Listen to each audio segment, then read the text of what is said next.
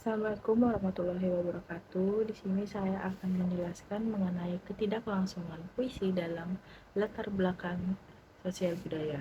Yang pertama ada ketidaklangsungan ekspresi puisi. Ketidaklangsungan ekspresi puisi adalah salah satu ciri khas puisi yang membuat makna dari kata-kata atau baris-baris yang tidak secara langsung dapat dipahami, seperti majas, simbol, metafora, atau bahasa kiasan lainnya. Pembaca harus menggali lebih dalam untuk menangkap makna sebenarnya yang ingin disampaikan oleh penyair. Yang kedua, pengganti arti. Penggantian arti atau kiasan dalam penggunaan kata atau frasa dengan makna yang berbeda dari makna sebenarnya untuk menciptakan efek tertentu atau menyampaikan ide yang kompleks. Pengganti arti juga meliputi metafora, simile, personifikasi, dan metonimi. Yang pertama, metafora. Metafora adalah bahasa kiasan yang mengumpamakan atau mengganti suatu hal tanpa menggunakan kata perbandingan, yang berarti bahwa kata-kata tersebut digunakan untuk menggambarkan suatu dengan cara yang lebih imajinatif atau membayangkan kata-kata tersebut tanpa menggunakan kata hubung atau konjungsi.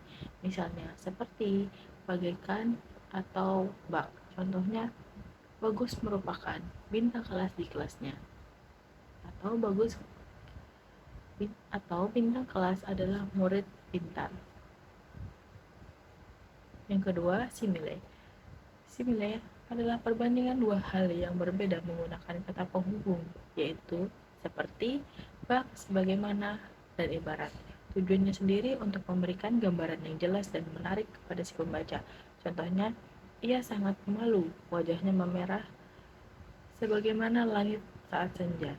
Matanya bersinar seperti bintang di malam hari.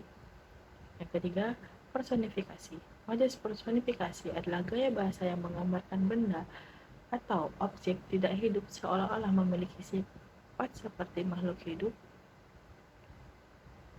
seperti manusia. Majas ini seolah-olah menjadikan suatu benda mati dapat melakukan sesuatu layaknya dilakukan manusia.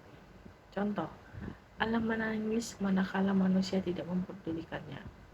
Penjelasannya, memberikan sifat manusiawi bahwa alam bisa menangis apabila manusia tidak mau menjaganya dan membiarkannya rusak. Hujan menangis sepanjang malam.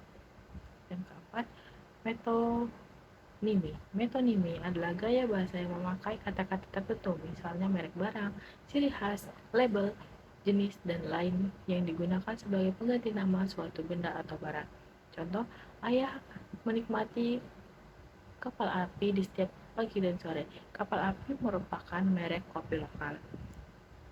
Yang ketiga itu penyimpangan arti. Penyimpangan arti terjadi bila saja terdapat ambiguitas, kontradiksi, atau ironi atau nonsens. Yang pertama, ambiguitas. Ambiguitas dalam puisi terjadi ketika kata, frasa, atau kalimat memiliki lebih dari satu makna atau interpretasi yang mungkin. Penyair sengaja menggunakan ambiguitas untuk menciptakan lapisan makna yang kompleks dan menantang pembaca untuk mempertimbangkan beberapa kemungkinan penafsiran sekaligus. Misalnya, sebuah kata memiliki makna ganda yang saling melengkapi atau bahkan bertentangan sehingga memberikan kedalaman dan kekayaan makna pada puisi.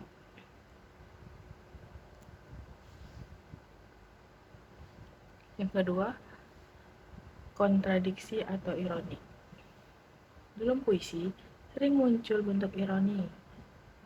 Adalah situasi di mana ada ketidaksesuaian antara makna yang diharapkan atau permukaan dengan makna yang sebenarnya atau di dalam. Yang ketiga yaitu nonsen. Nonsen adalah elemen dalam puisi yang tampaknya tidak masuk akal atau tidak memiliki arti yang jelas jika dilihat dari perspektif logika atau makna konvensional. Yang keempat ada penyimpangan bahasa. Selain penyimpangan arti, dalam puisi juga terdapat penyimpangan bahasa.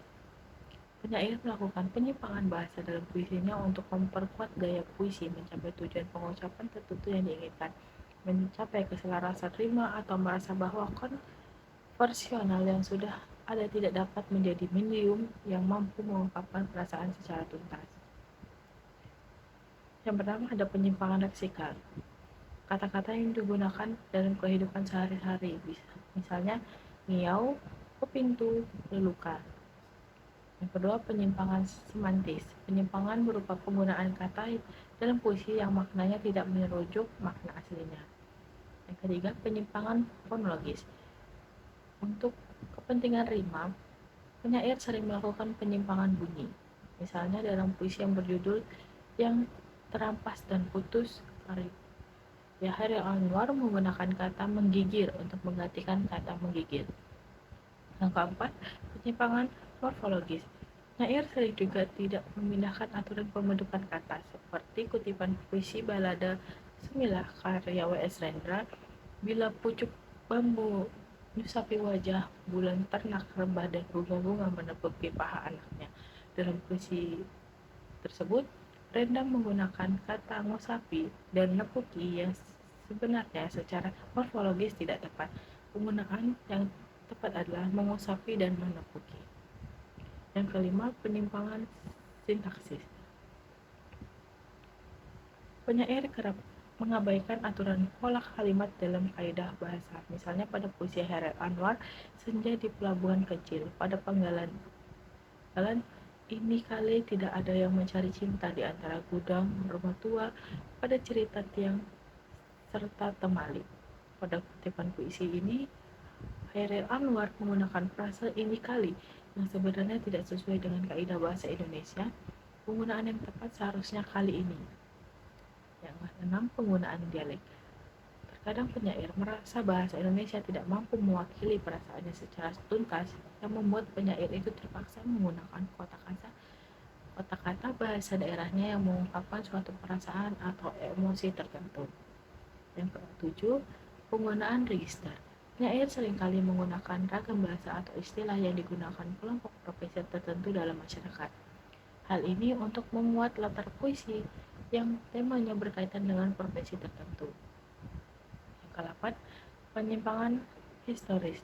Dalam bentuk penyimpangan yang menggunakan kata-kata kuno yang sudah tidak digunakan lagi dalam kehidupan sehari-hari, seperti kata jenawi, ripu, bonda, diwangga, lapus, dan sebagainya.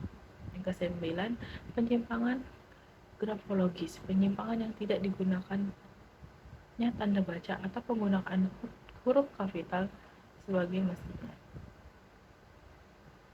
Yang kelima ada penciptaan arti. Penciptaan arti ditandai dengan penulisan puisi secara lingual tidak memiliki makna yang jelas. Namun, ketika ditafsirkan secara keseluruhan, ternyata memiliki makna yang mendalam. Yang pertama, tipografi. Tipografi dalam puisi adalah seni atau teknik penataan huruf, kata, atau baris dalam sebuah puisi. Yang kedua, enjambement. Enjambement dalam puisi adalah suatu teknik di mana kalimat atau frasa dalam suatu baris puisi tidak selesai, melainkan dilanjutkan ke baris berikutnya. Yang ketiga, rima. Rima terwujud pengulangan konsonan dalam puisi. Terdapat rima pada vokal a a a a sebagai contoh bait sajak puisi. Yang keempat, homolog.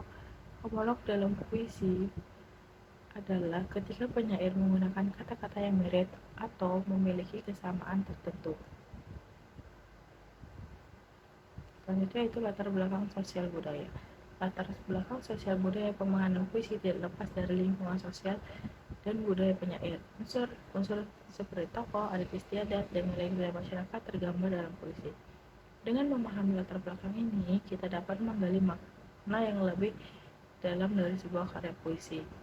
Untuk dapat memberikan makna sepenuhnya dalam sebuah sajak, maka dianalisis struktur intrinsik secara struktural dan dihubungkan dengan kerangka kesejarahan. Kemudian untuk intekstualitas, dengan ini analisis tidak bisa dilepaskan dari kerangka sosial budayanya. Itu saja yang dapat saya sampaikan, kurang lebihnya mohon maaf. Wassalamualaikum warahmatullahi wabarakatuh.